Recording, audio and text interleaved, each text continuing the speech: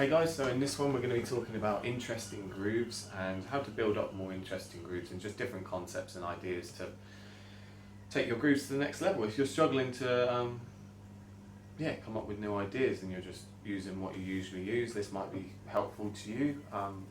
So let's go. So we're going to start off with the normal rock groove like I do every time to keep it nice and simple, and we're going to be adding to that. So we're in 4/4 playing 8th notes. Yeah, easy enough. So to make these grooves sound better in the terms of music, sometimes you don't need to be playing loads of notes, but as we're just talking about grooves and building grooves, we can go as far as we like. We don't have to worry about overplaying or playing the wrong thing. So first things first, bass drum variations. So I've done a lot about subdivisions in these videos because I think they're really important, and accents, and they're both all going to come into groove playing now, so we're actually going to start to apply some of this stuff to the grooves. Bass drums, we can move them wherever we want. If you think in 8th notes we've got 1 and 2 and 3 and 4 and, if you put a bar of semiquavers over the top, 1E and a 2E and a 3E and a 4E and a, it's doubled the amount of notes you can then start to place things along the bar. So we're going to be putting bass drums in us, e's, and like wherever you want really. It doesn't really matter, but I've got a few like variations here to start us off that are like fairly simple. So the first one is just putting a bass drum on the 1 So this is just to get us started thinking about this sort of stuff. So 1.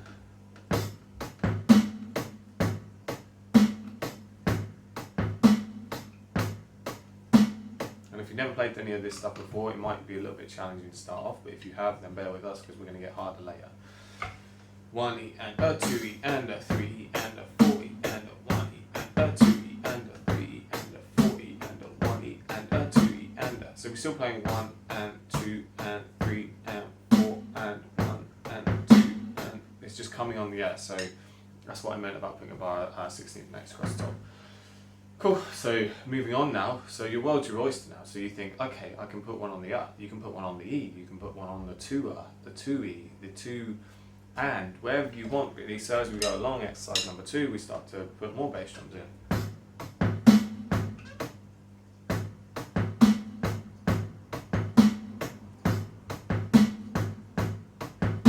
So now we've got bass drums on the 1 and the 1 on the 2 and, on the 3 and the 3 I know that's a lot to take in. Look at the screen where it says the notation, you'll be able to figure it out. 1 3 or 2 and 3 and then 3 yeah, and we'll start to put more around the place. So I've got a few exercises here that I'll just go through. So we've done a lot on the we can put it on the E. 1E and a 2E and a 3E and a 4E and a 1E and a 2E and a 3E and a 4E and a, that's putting it on all the E's of each individual note. 1 and 2 and.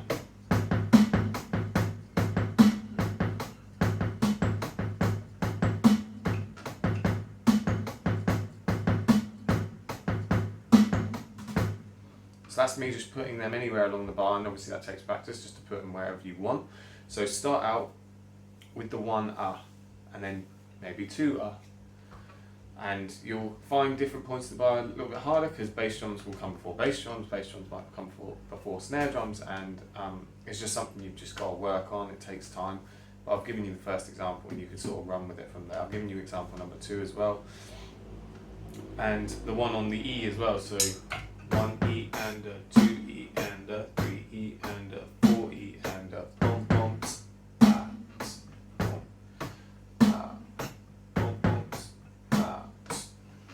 And let's just make already the groove sound better. Bass drums, obviously, in music, if you're playing along to music, a lot of the time bass drum follows the bass track. It just makes it groove better. Or the bass player usually follows like sort of the drummer. They try and play with each other as the rhythm section, just to keep a solid bass section on the track.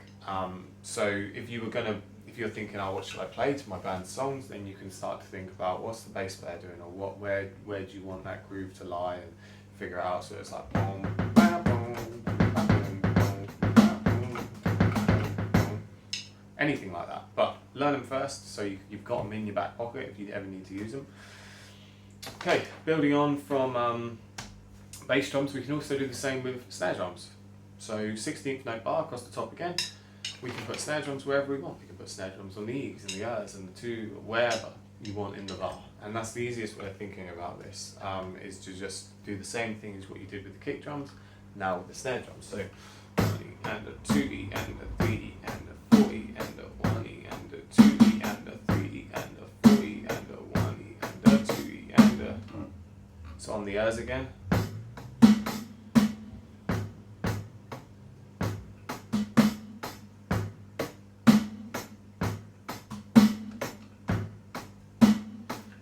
And a 2E and a 3E and a 4E and a 1E and a 2E and a 3E and a 4E and a 1E and a 2E and a 3E and a 4E and a 2E and a 3 and a 4. So the 2 is quite a nice one.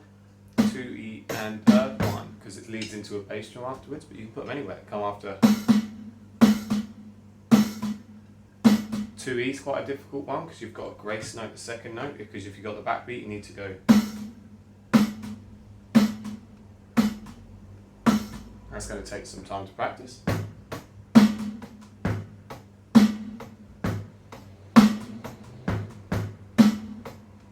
Cool one is,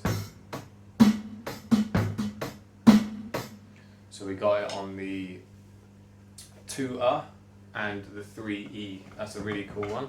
1E and a 2E and a 3E and a 4E and a 1E and a 2E and a 3E and a 4E and a... I'll put that one up on screen because it's quite a nice one, just to play around with.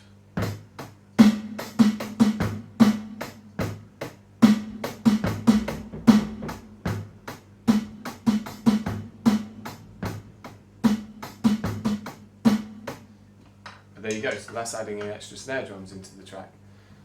So now we've got bass drums and snare drums, and we can add them together, just like we do anything. So using the bass drums that we've learned, going into the snare drums, might sound something like this.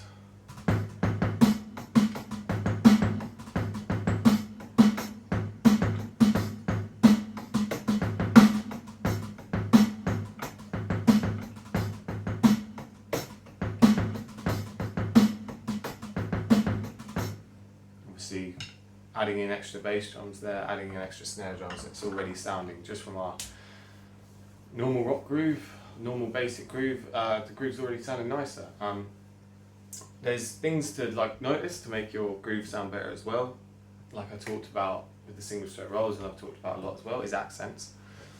Accents and ghost notes just make everything sound more professional and more clean, and just make what you're trying to say. If you're playing all of this super loud, playing,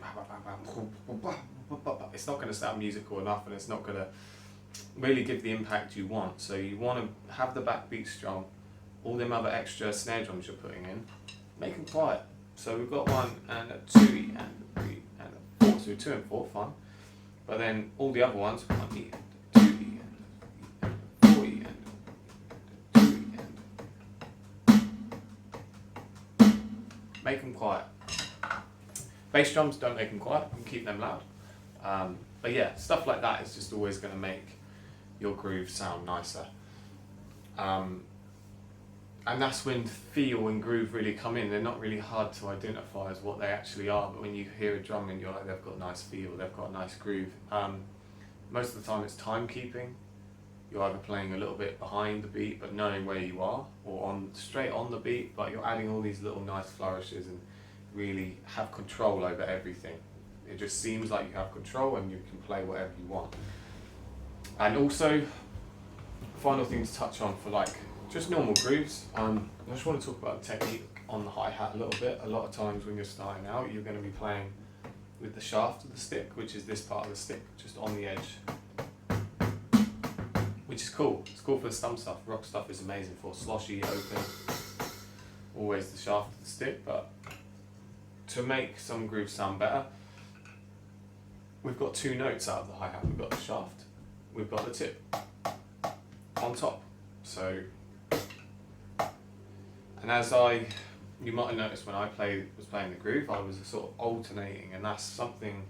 It's sort of like the Moeller technique, when it's like a downstroke and then an upstroke as you come back, or push and pull. I don't think there's any exact science to it. I just want to show you how I do it, and then you just practice it. So instead of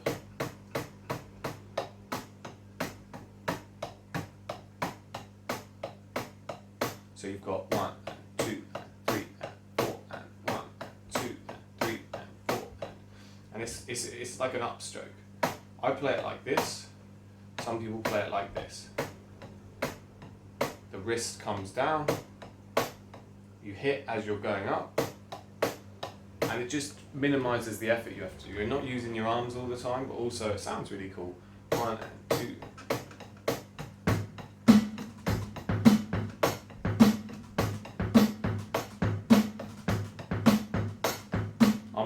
I'm like over exaggerating just for the video, just so you can see. We've got a downstroke, and then as we come up, your wrist sort of goes limp, and you can get that second stroke. For me, it's more of a finger over, because I play French timpani sort of with my right hand, which is more thumb on top of the stick, not German, which is like top of your hand facing to the roof. Mine's more the thumb facing to the roof. So this way, obviously, you've got less.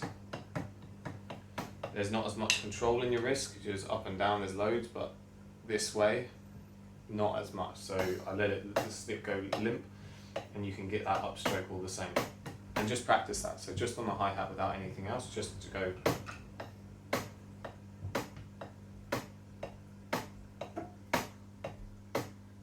If you play more top of the hand to the ceiling.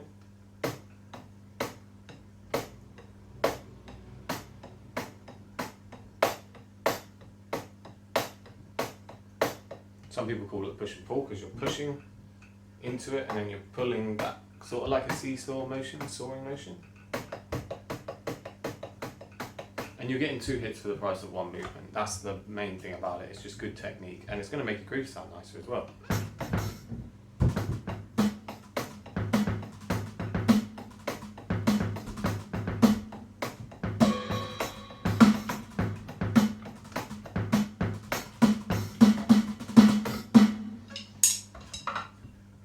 But yeah, all that stuff, like if you add up all that stuff, your grooves are going to sound way better, and it's going to take you a lot of time on each section if you've never done it before. But if you haven't, then that's great, because it's all new and you can learn lots of stuff from it and have fun with it. More importantly, technique stuff, don't get yourself all worked up about technique stuff. Obviously we're at Hurst Village Hall every month, so if you do have any more questions about anything, we can go in a lot deeper with a lot of this stuff, and it goes on for ages and ages. It's just like anything, you've got an idea and then you